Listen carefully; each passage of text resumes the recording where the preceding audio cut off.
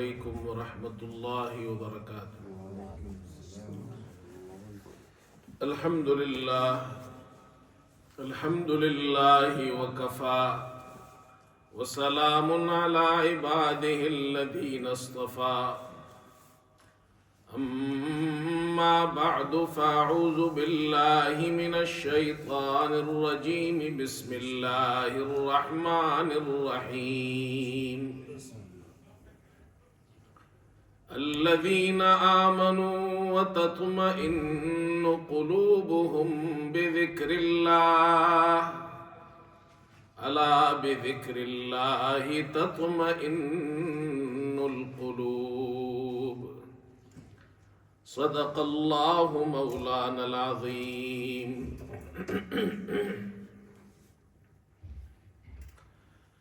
بزرگان محترم اور برادران عزیز، اللہ رب العزت کی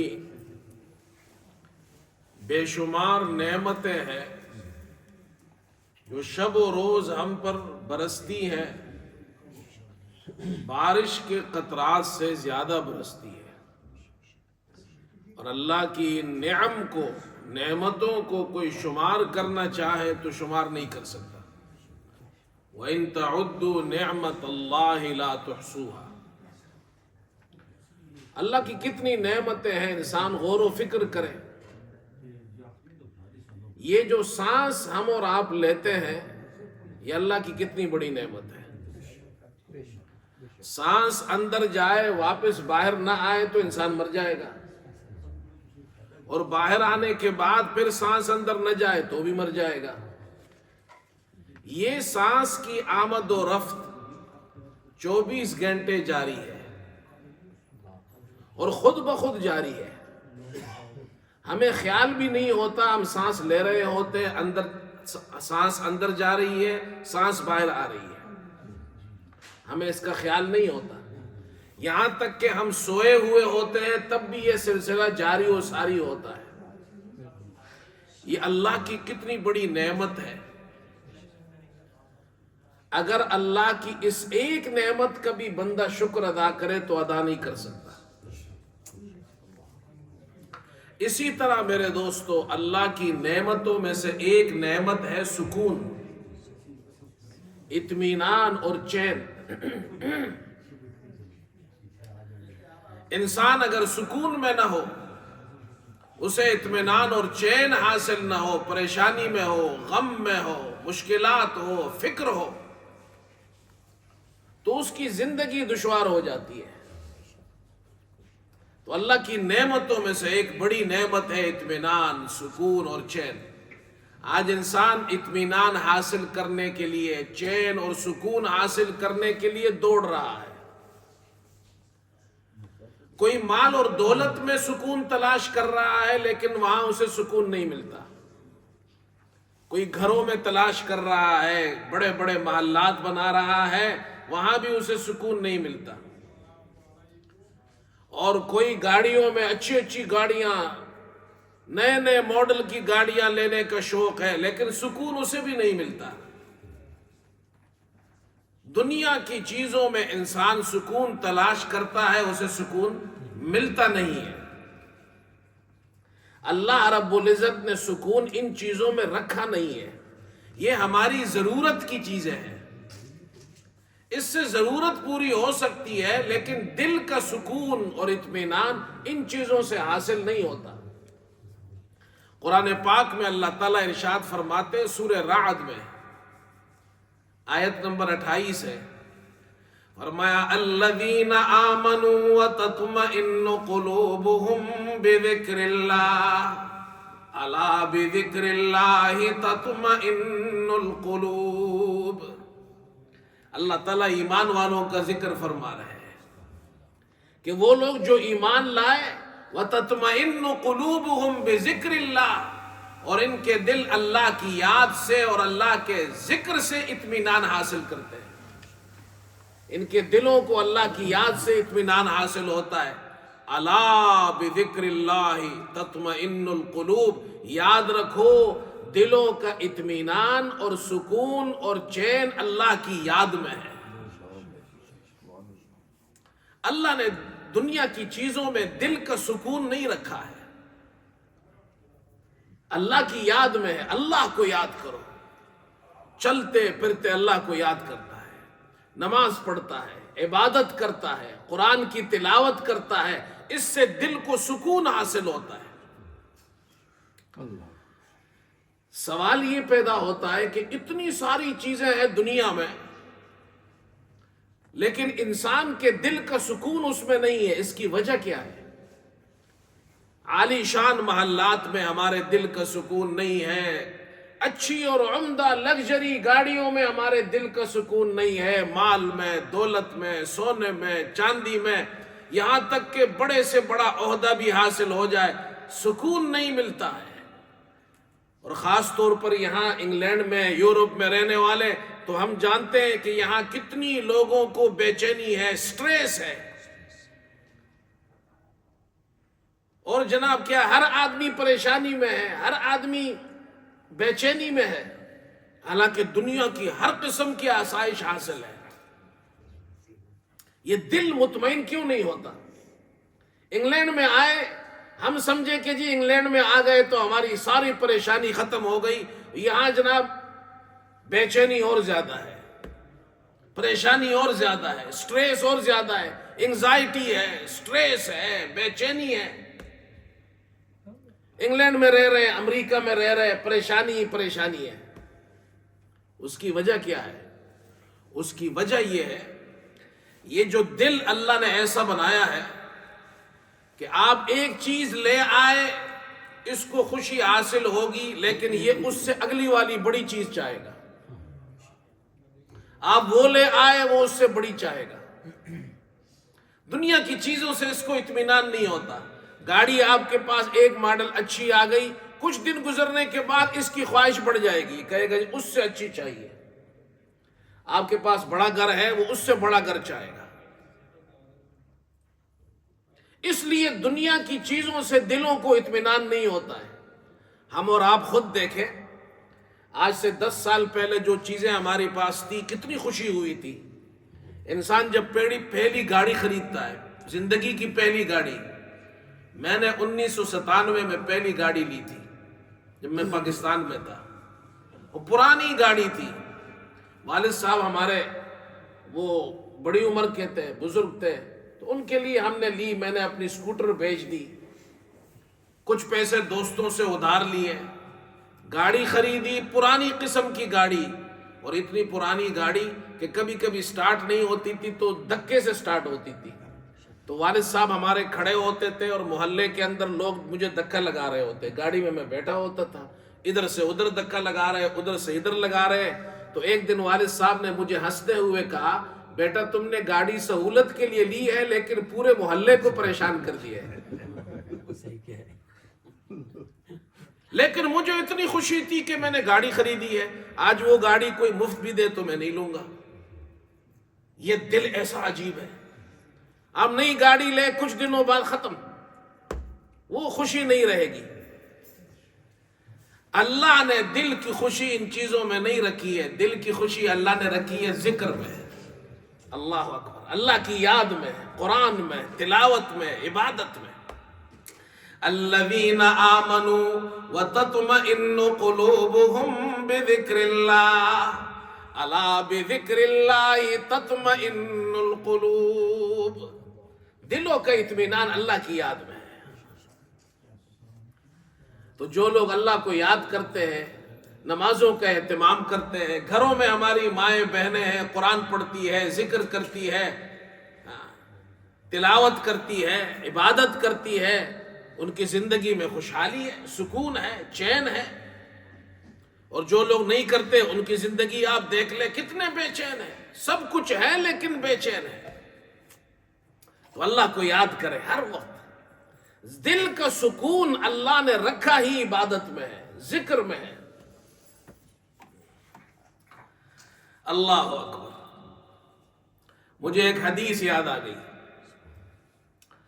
اللہ رب العزت نے ایمان والوں کو حکم دیا ہے. حدیث بھی ہے، رسول اللہ صلی اللہ علیہ وسلم نے اس حدیث میں اللہ کے 99 ناموں کا ذکر کیا ہے.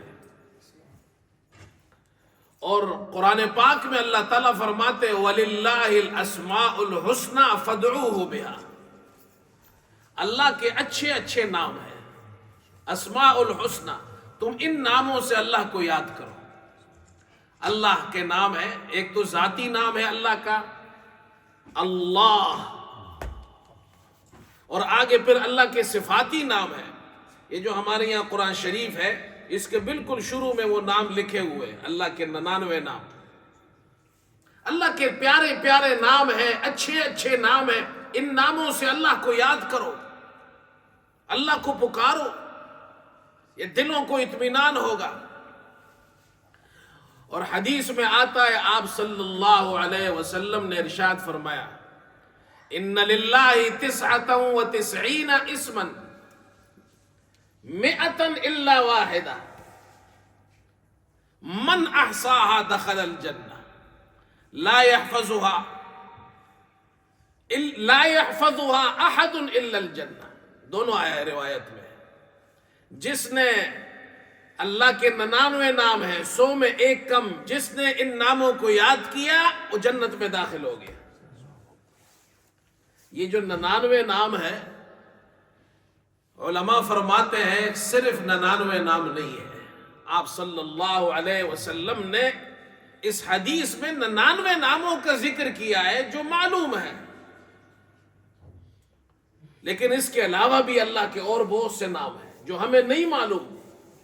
اور بعض علماء نے 99 سے زیادہ جمع کیے ہیں، وہ بھی ایک حد تک جمع کیے ہیں، اس سے زیادہ ان کو بھی نہیں معلوم. چنانچہ ایک حدیث میں آتا ہے، آپ صلی اللہ علیہ وسلم نے ارشاد فرمایا، مجھے یہ حدیث آپ کو سنانی ہے. اس حدیث میں آپ صلی اللہ علیہ وسلم نے ارشاد فرمایا، اگر کسی آدمی کو غم ہو، فکر ہو، جیسے آج کل انسان ہے، دنیا میں پریشانیاں ہیں، بے چینیاں ہیں، غم ہے، آپ صلی اللہ علیہ وسلم نے فرمایا وہ یہ دعا پڑھے، اللہ اس کے غم کو اور فکر کو دور کر دے گا. اور وہ غم اور فکر کے لیے کیا دعا بتائی؟ فرمایا اللہم انی عبدک وابن عبدک وابن امتک ناصیتی بیدک ماض فی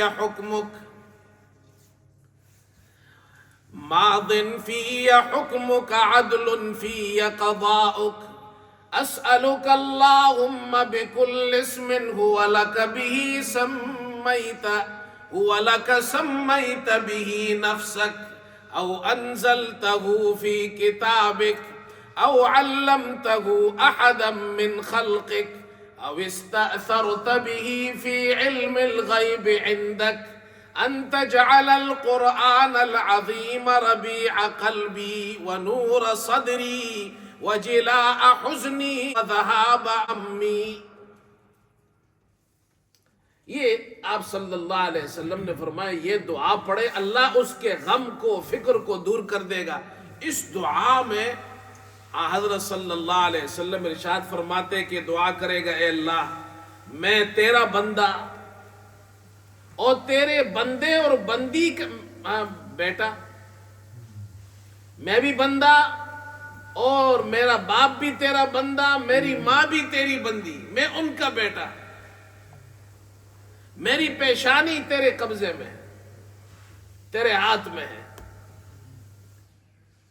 اور تیرا حکم میرے بارے میں جاری ہے، تیرا فیصلہ میرے بارے میں عدل والا ہے. اللہ میں تجھ سے سوال کرتا ہوں ہر اس نام سے جو تو نے اپنے لیے خود نام رکھا ہے، یا تو نے اسے اپنی کتاب میں نازل کیا ہے، یا تو نے اپنے مخلوق میں سے کسی کو سکھایا ہے، یا تو نے اپنے پاس علم غیب میں اسے رکھ دیا ہے.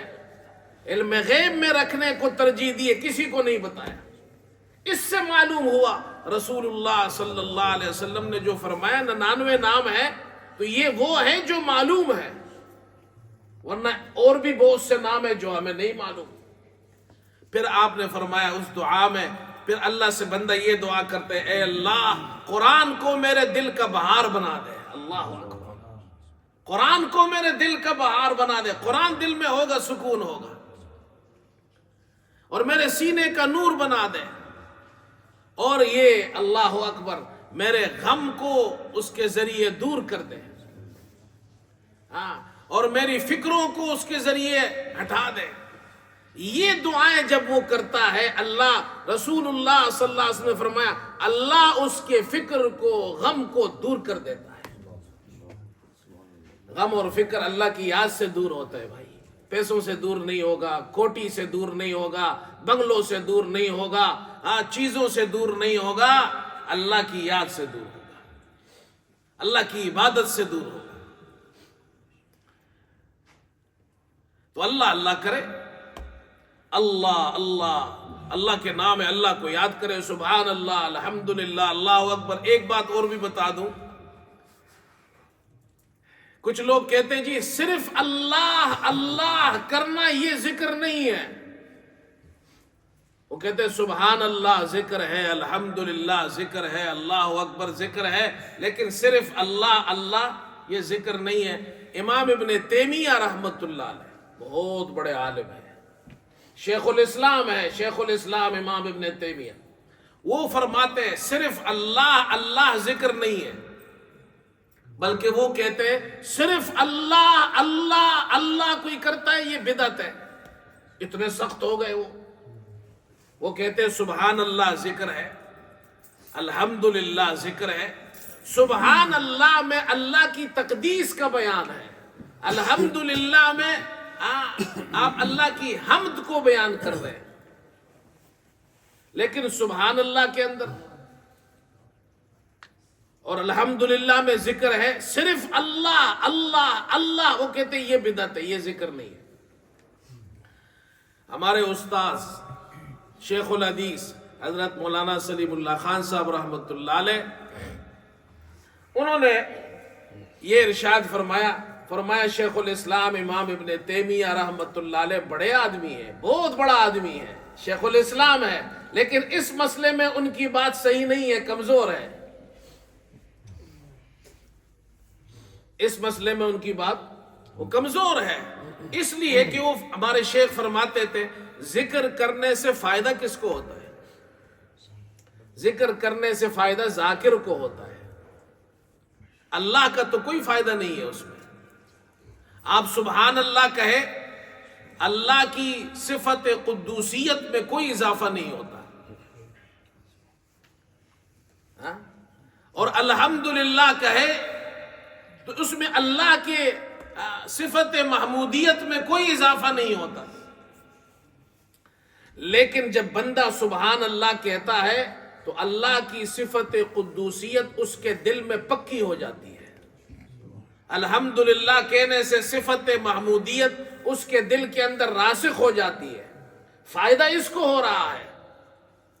اللہ کی شان تو پہلے سے بڑی ہے، ہمارے آپ کے ذکر کرنے سے اللہ کی شان میں اضافہ نہیں ہوتا، فائدہ ہمیں ہوتا ہے۔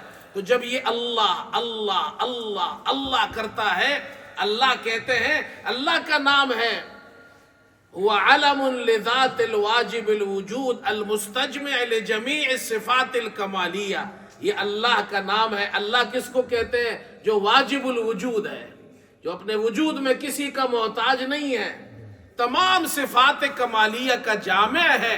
یہ اللہ کی صفات کمالیہ جب یہ کہتا ہے اللہ اللہ اللہ، اس کے دل میں وہ اللہ کی صفات کمالیہ پکی ہوتی جاتی ہے، راسخ ہوتی جاتی ہے، اللہ سے اس کا تعلق مضبوط ہوتا ہے۔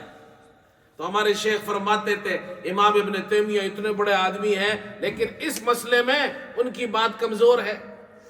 اور پھر یہ حدیث ہے، صحیح حدیث ہے، رسول اللہ صلی اللہ علیہ وسلم نے ارشاد فرمایا لا تقوم الساعة حتى لا يقال في الارض اللہ اللہ، قیامت اس وقت تک قائم نہیں ہوگی جب تک کہ زمین میں اللہ اللہ کہنے والا نہ رہے۔ پھر ایسا وقت آئے گا زمین میں اللہ اللہ کہنے والا نہیں ہوگا، یہ اللہ اللہ لا یقال حتی لا یقال فی الارض، زمین میں اللہ اللہ نہیں کہا جائے گا، اس وقت قیامت قائم ہوگی۔ ہمارے شیخ فرماتے تھے حدیث میں آپ صلی اللہ علیہ وسلم نے اللہ اللہ تکرار کے ساتھ کہا ہے کہ زمین میں اللہ اللہ کہنے والا کوئی نہیں ہوگا، مانا یہ اللہ اللہ کہنا ذکر ہے، یہ ذکر ہے بھائی، اللہ اللہ کرے، سبحان اللہ کہے، الحمدللہ کہے، اللہ اکبر کہے، اللہ کو یاد کرے۔ اللہ کے ناموں میں سب سے پیارا نام اللہ ہے، باقی بھی نام ہے اللہ کے صفاتی نام ہے، ان ناموں سے اللہ کو یاد کرے۔ ایک بات اور بھی بیان کر دوں، اللہ کے ناموں کا ذکر ہو رہا ہے، اللہ کے رسول اللہ صلی اللہ علیہ وسلم نے ارشاد فرمایا، جیسے میں نے ابھی حدیث پڑھی، ان للہ 99 اسما 100 الا واحدہ من احصاها دخل الجنہ۔ 99 نام اللہ کے رسول اللہ صلی اللہ علیہ وسلم نے فرمایا جو اس کو یاد کر لے گا وہ جنت میں داخل ہو گیا۔ یہ جو نام ہے یہ عربی زبان میں ہے، قرآن پاک میں بھی اللہ کے صفاتی ناموں کا ذکر ہے، بعض جگہ سورہ حشر میں ہے، واللہ الذی لا الہ الا ہو عالم الغیب والشہادۃ هو الرحمن الرحیم۔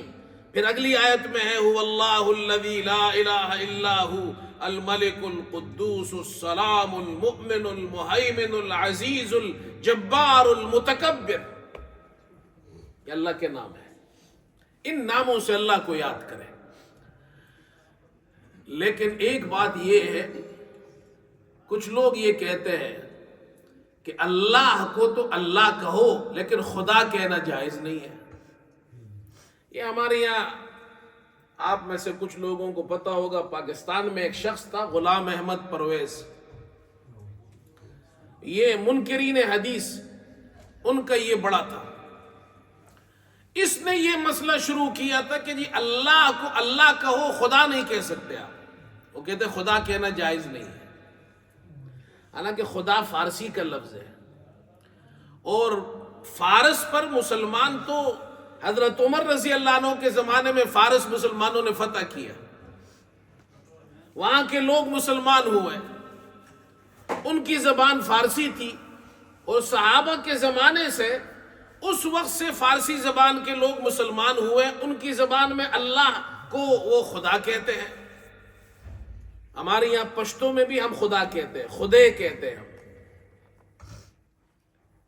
اب یہ کہنا کہتے جائز نہیں ہے، بالکل جائز ہے، اس لیے کہ یہ خدا یہ دو لفظ ہے، خود آ، خود آ، یعنی یہ واجب الوجود کا ترجمہ ہے۔ اللہ علم لذات الواجب الوجود، اللہ واجب الوجود کا علم ہے، یہ جس کا وجود ذاتی ہے، وہ اپنے وجود میں کسی کا محتاج نہیں، تو واجب الوجود کو فارسی میں کہتے ہیں خود آ، یعنی اپنے وجود میں کسی کا محتاج نہیں ہے، تو خدا آپ کہہ سکتے ہیں، واجب الوجود کا ترجمہ ہے۔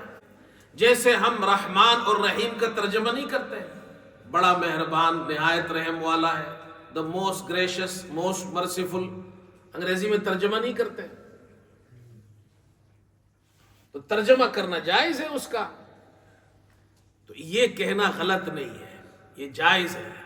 اللہ ایسا نام جس سے اللہ کو پکارا جاتا ہو، جو اللہ کے لیے وہ نام استعمال کیا جاتا ہو، وہ نام استعمال کرنا جائز ہے۔ جیسے انگریزی میں گوڈ کہتے ہیں، لا الہ الا اللہ کا ترجمہ آپ کیا کرتے ہیں؟ there is no God but Allah، تو الہ کا ترجمہ کرتے ہیں گوڈ سے، there is no God but Allah، تو گوڈ کہنا جائز ہے، اللہ لا الہ there is no God but Allah۔ البتہ علماء نے لکھا ہے جو ایسا نام ہو کسی قوم کا شعار بن جائے، ان کی علامت بن جائے، ان کی پہچان بن جائے کہ وہ نام اپنے بتوں کے لیے وہ استعمال کرتے ہیں، غیر اللہ کے لیے استعمال کرتے ہیں، وہ نام خدا کے لیے نہیں استعمال کر سکتے۔ جیسے مشرکین اور ہندو وہ اپنے بتوں کو بھگوان کہتے ہیں. تو بھگوان وہ بتوں کو کہتے ہیں. یہ نام خدا کے لیے نہیں استعمال کرے، اللہ کے لیے استعمال نہ کرے. فارسی کے لوگ خدا جب کہتے ہیں اس سے مراد اللہ ہوتا ہے، یا جب آپ گوڈ کہتے ہیں اس سے مراد اللہ ہوتا ہے، الہ ہوتا ہے. لیکن جب بھگوان کہتے ہیں اس سے مراد بت ہوتا ہے جو وہ اللہ کے ساتھ شریک کرتے ہیں. وہ تو ہر چیز کو بھگوان کہتے ہیں، وہ ہر چیز ان کا بھگوان ہے. کسی کا جانور بھگوان ہے، کسی کا جناب کیا ہے پتھر بھگوان ہے، کسی کا درخت کو بھگوان بنایا، آگ کو بھگوان بنایا. یہ جائز نہیں ہے. تو خدا کہہ سکتے ہیں. ہمارے یہاں کتابوں میں اس کی بہت سی مثالیں ہیں. ابن حمام نے، حنفی عالم ہے، بہت بڑا عالم ہے ابن حمام. وہ کہتے ہیں ایک آدمی قسم کھاتا ہے، سوگند خوردم بنام خدا، سوگند خوردم بنام خدا. یہ فارسی ہے، فارسی والے ہے نہیں ورنہ وہ سمجھ جاتے ہیں. سوگند خوردم بنام خدا، میں نے اللہ کے نام سے قسم کھائی.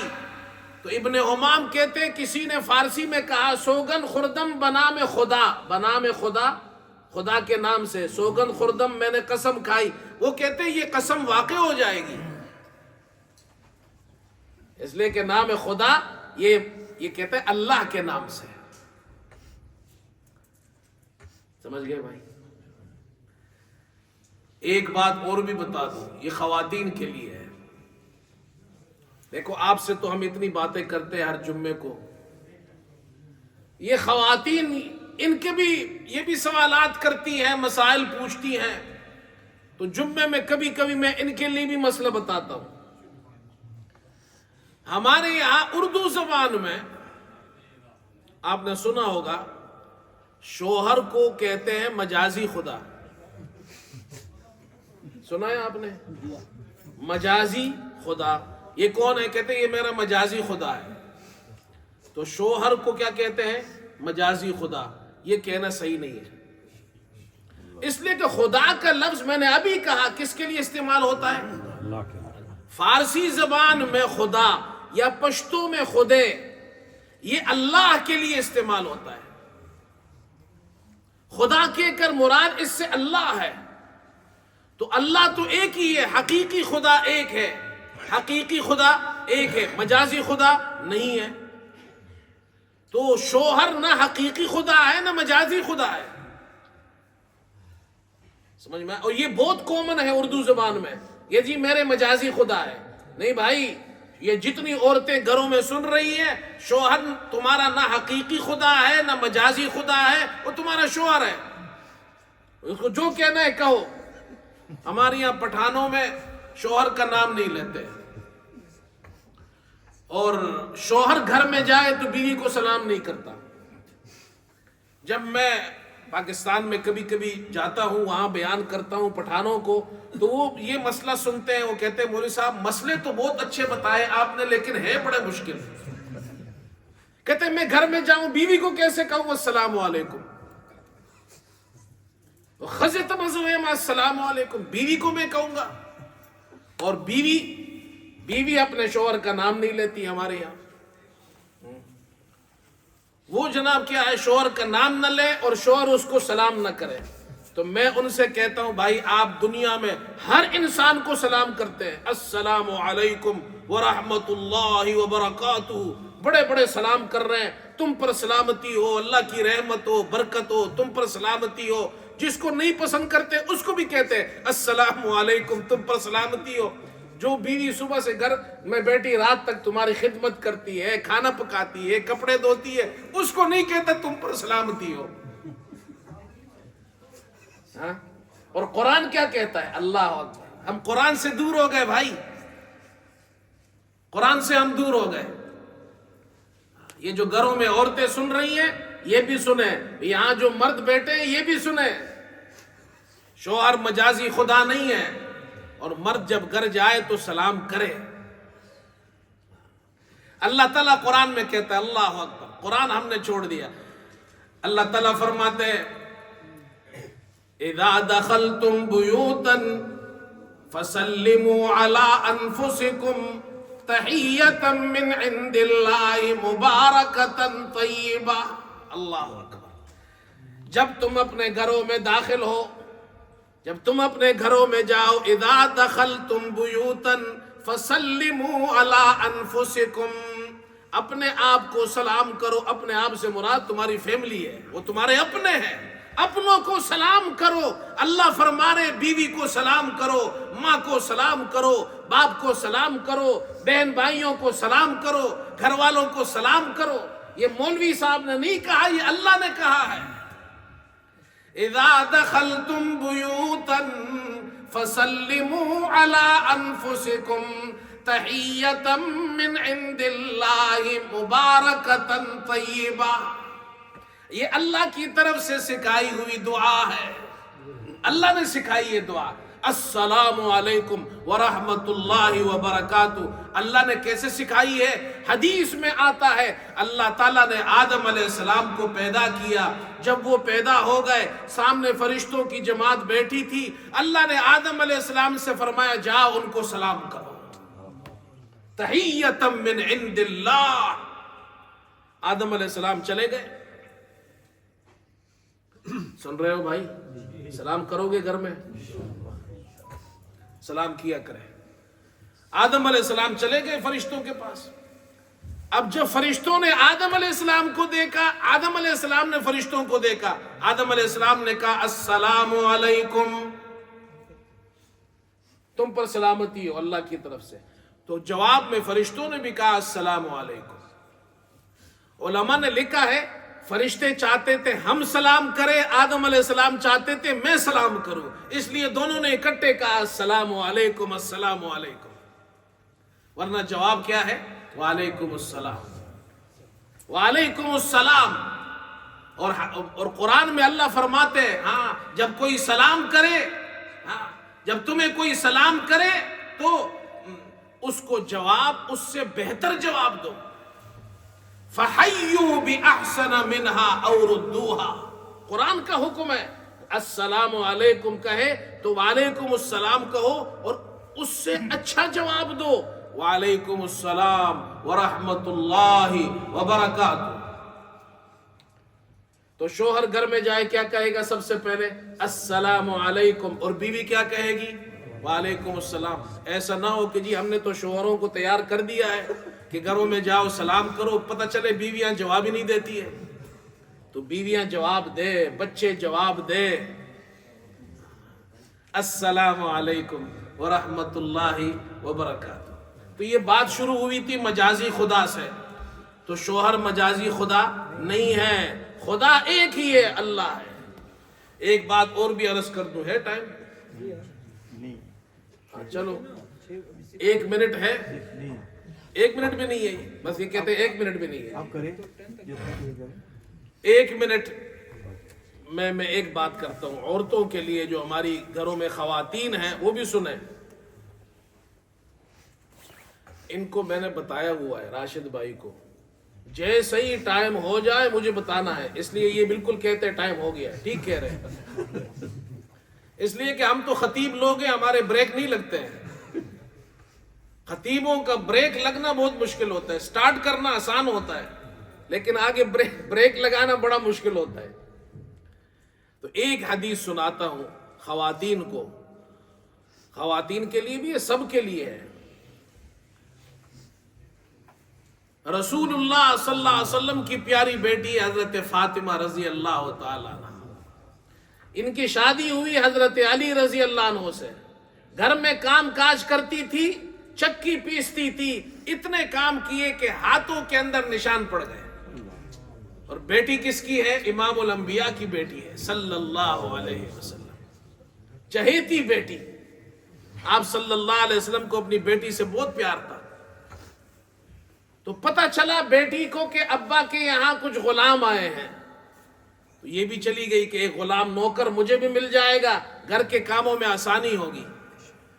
جب وہاں پہنچی تو حضرت صلی اللہ علیہ وسلم تشریف نہیں فرماتے تھے. تو حضرت عائشہ رضی اللہ عنہا سے کہا اور واپس آ گئی. حضرت عائشہ رضی اللہ عنہا نے رسول اللہ صلی اللہ علیہ وسلم کو بعد میں بتایا کہ بیٹی آئی تھی، ایک غلام نوکر مل جائے گا۔ آپ صلی اللہ علیہ وسلم رات کو اپنی بیٹی کے گھر تشریف لے گئے، حضرت علی رضی اللہ عنہ کے گھر تشریف لے گئے۔ بیٹی ہے اور دوسرا آپ کا داماد ہے، دونوں پیارے ہیں۔ آپ صلی اللہ علیہ وسلم نے اپنی بیٹی سے اور اپنے داماد سے فرمایا مجھے پتہ چلا، حضرت فاطمہ سے فرمایا تم آئی تھی نوکر کے لیے، مل جائے تو گھر کے کام کاج میں آسانی ہو جائے گی، بیٹی ہے، پیاری بیٹی ہے، چہیتی بیٹی ہے۔ فرمایا اے میری بیٹی اور اے میرے داماد، میں تمہیں ایسا وظیفہ نہ بتاؤں جو نوکر سے اور خادم سے زیادہ اچھا ہو؟ انہوں نے کہا جی ضرور بتائے۔ رات کو جب تم سونے کے لیے بستر پر آ جاؤ 33 مرتبہ سبحان اللہ کہو، 33 مرتبہ الحمدللہ کہو، 34 مرتبہ اللہ اکبر کہو، فَهُوَ خَيْرٌ لَكُمَا مِنْ خَادِمٍ، یہ تمہارے لیے خادم سے زیادہ بہتر ہے۔ حضرت علی رضی اللہ عنہ اور حضرت فاطمہ رضی اللہ عنہ نے اس کو وظیفہ بنا لیا اور ہر رات کو پڑھتے تھے، ہر نماز کے بعد بھی اس کو پڑھے اور رات کو سونے سے پہلے اس کو پڑھے، خاص طور پر خواتین پڑھے۔ جب میں یہ حدیث بیان کرتا ہوں تو خواتین کو یہ بھی بتاتا ہوں کہ اس لیے کہ رسول اللہ صلی اللہ علیہ وسلم نے اس حدیث میں فرمایا یہ تمہارے لیے خادم سے بہتر ہے، خادم تمہارے گھر کے کام کاج کرے گا تو یہ تمہارے لیے خادم سے بہتر ہے۔ اس حدیث سے معلوم ہوا جو عورت رات کو سوتے وقت یہ تسبیح تسبیح فاطمی اس کو کہتے ہیں، یہ تسبیح پڑھے گی، اللہ اس کو ایسی انرجی دے گا، ایسی قوت دے گا، ایسی طاقت دے گا کہ وہ کام کرے گی، نوکروں کی ضرورت اسے نہیں پڑے گی۔ بھائی جو گھروں میں خواتین ہیں نا وہ اللہ کو یاد کرے، چلتے پھرتے اللہ کو یاد کرے، عبادت کرے، اس سے طاقت بھی ملتی ہے، انرجی بھی ملتی ہے، رات کو سونے سے پہلے وظیفہ بھی پڑھے۔ اللہ ہم سب کو عمل کی توفیق عطا فرمائے۔ وآخر دعوانا الحمدللہ رب العالمین۔